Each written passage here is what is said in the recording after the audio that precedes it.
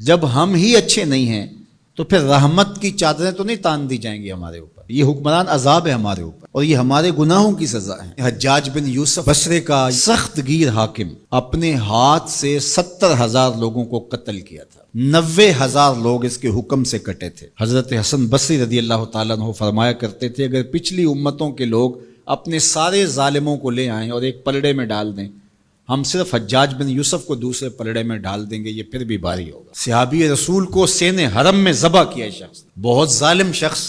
تو کسی نے جرت کی، جرت کرنے والے ہر دور میں ہوتے ہیں، اور کہا کہ تو نے حضرت عمر کا زمانہ دیکھا ہوا ہے، اگر تو بچہ تھا اس وقت، ان جیسا انداز حکمرانی کیوں اختیار نہیں کرتا، اتنا بڑا ظالم کیوں ہو گیا تو حجاج بن یوسف نے جو جواب دیا وہ 2 لفظوں میں تھا. اس نے کہا تبازروا اتعمر لکم، تم ابو ذر بن جاؤ میں عمر بن جاتا ہوں. جب عوام اچھی نہیں ہوگی تو پھر یہی اوپر ہوگا. جب میں کہتا ہوں الہی میرے احوال دیکھ، حکم ہوتا ہے اپنا نامہ اعمال دیکھ. اور ایک روایت میں ہے اعمالکم امالکم، تمہارے اعمال ہی تمہارے امال ہیں، جس طرح کے عمل ہوں گے اس طرح تمہارے اوپر مسلط کر دیے جائیں گے. بندہ سمجھتا ہے کہ یہ آ جائے گا تو شاید یہ اچھا ہوگا، یہ آئے گا تو شاید یہ اچھا ہوگا.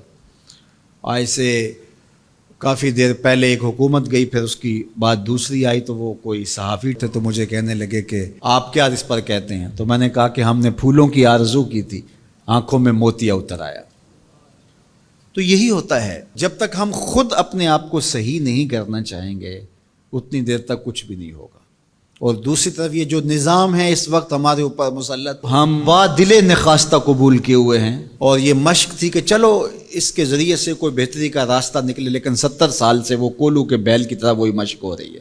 سیاستدانوں کو تو یہ مسئلہ ہے کہ جمہوریت بڑی مقدس ہوتی ہے، ہمیں تو کوئی مسئلہ نہیں ہے کہ ہم اس کے قصیدے پڑھتے پھریں. جمہوریت ہے کیا؟ اقبال نے کہا تھا کہ یہ راز ایک مرد فرنگی نے کیا فاش، ہر چند کے دانا اسے کھولا نہیں کرتے. جمہوریت ایک طرز حکومت ہے جس میں بندوں کو گنا کرتے ہیں، تولا نہیں کرتے. چاہے ایک طرف 100 گدھے ہو جائیں اور دوسری طرف جو ہیں وہ سمجھدار ترین علماء ایک طرف ہوں، تو وہ گدھوں کی بات مانی جائے گی. جمہوریت تو یہی ہے نا. اور ہم صرف ملک کے معاملات کے اندر جمہوریت کی رٹ لگاتے ہیں، باقی معاملات کے اندر ہم نے کبھی جمہوریت نہیں دیکھی. جب بیٹے کا رشتہ کرنے لگتے ہیں تو گھر کے افراد کو بلا کے، رشتہ داروں کو بلا کے ووٹنگ کرواتے ہیں، یا صرف گھر کے 5-4 وہی جو صاحب رائے لوگ ہوتے ہیں وہی بیٹھ کے فیصلہ کرتے ہیں. میں اپنے اس ادارے کے اندر جو فیصلہ کرتا ہوں ووٹنگ تو نہیں کرواتا. آپ اپنی فیکٹری کے اندر جو فیصلے کر رہے ہوتے ہیں تو وہاں ووٹنگ تو نہیں کروا رہے ہوتے لوگوں کو. آپ جو بھی معاملات زندگی کے چلا رہے ہیں، رشتے کرتے ہیں بچوں کے، فیصلے کرتے ہیں، کوئی چیز خریدنی ہے، کوئی چیز بیچنی ہے، اس شعبے کے ماہرین کو بلا کے رائے لیتے ہیں،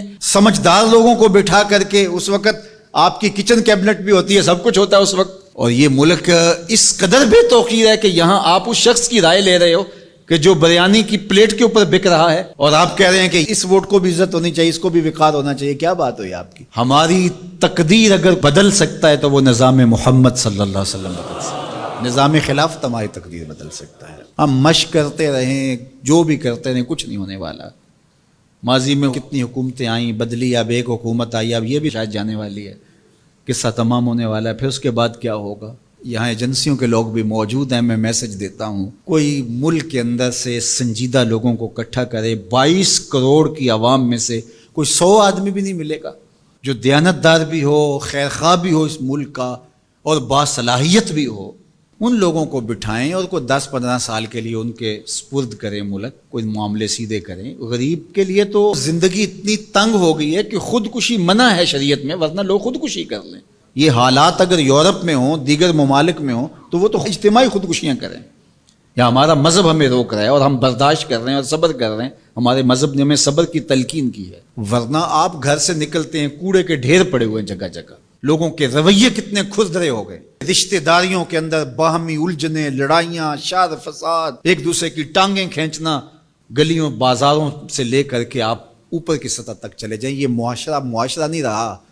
یہ بے ہنگم ہجوم ہے، یہ وحشیوں کا ایک طبیلہ بن گیا ہے. انسانیت نام کی چیزیں تقریباً رخصت ہو چکی ہیں. یہ زندگی گزاری نہیں جا رہی، زندگی گھسیٹی جا رہی ہے. ہم اپنی لاشیں گھسیٹ رہے ہیں. زندگی میں طمانینت، سکون نام کی کوئی چیز ہی نہیں ہے. ہر بندہ ہاتھ ملاتے ہوئے دوسرے سے ڈر رہا ہے کہ پتہ نہیں یہ میرے ساتھ کیا کرنے والا ہے. یہ تو وحشیوں کا معاشرہ ہوتا ہے، انسانوں کا معاشرہ تو نہیں ہوتا. لوگ غریب سے غریب تر ہو رہے ہیں، اور چند لوگوں کے پاس دولتیں اتنی ہیں کہ ان سے شمار ہی نہیں ہو رہی. اور نفس کی کمینگی بھی ختم نہیں ہو رہی. کھا گئے لوگوں کو لوٹ کے, لوگوں کا خون چوس گئے. وہ کبھی آپ نے کوا دیکھا ہے جو بچے کے ہاتھ سے بھی روٹی چھین لیتا ہے؟ یہ ہمارے جو بچے ابھی پیدا ہونے والے ان سے بھی روٹی چھین چکے ہیں, اور آگے ان کی نسلیں ہماری آنے والی نسلوں کی روٹی چھیننے کی تیاریاں کر رہی ہیں. تو ہمیں اپنے آپ کو صحیح کرنا ہوگا, اور میں مشورہ دیتا ہوں میری یہ باتیں ضرور پہنچائیں کہ خدا را رحم کیجئے. جو اپنے بند کمروں میں بیٹھے انہیں نہیں پتا کہ لوگ کس طرح سسک سسک کے زندگی گزار رہے ہیں, کیا اذیت ناک زندگی ہے لوگوں کی. تو اس لیے خدا را اس ملک پر رحم کھائیں. جن کے پاس قوت نافذہ ہے وہ ضرور اس کو استعمال کریں, اور کوئی ایسا فیصلہ کیجئے کہ جو یہ پج مردہ معاشرہ پھر سے جی اٹھے, اور وہ ایک ہی راستہ ہے, اور وہ راستہ میرے حضور کا دیا ہوا راستہ ہے.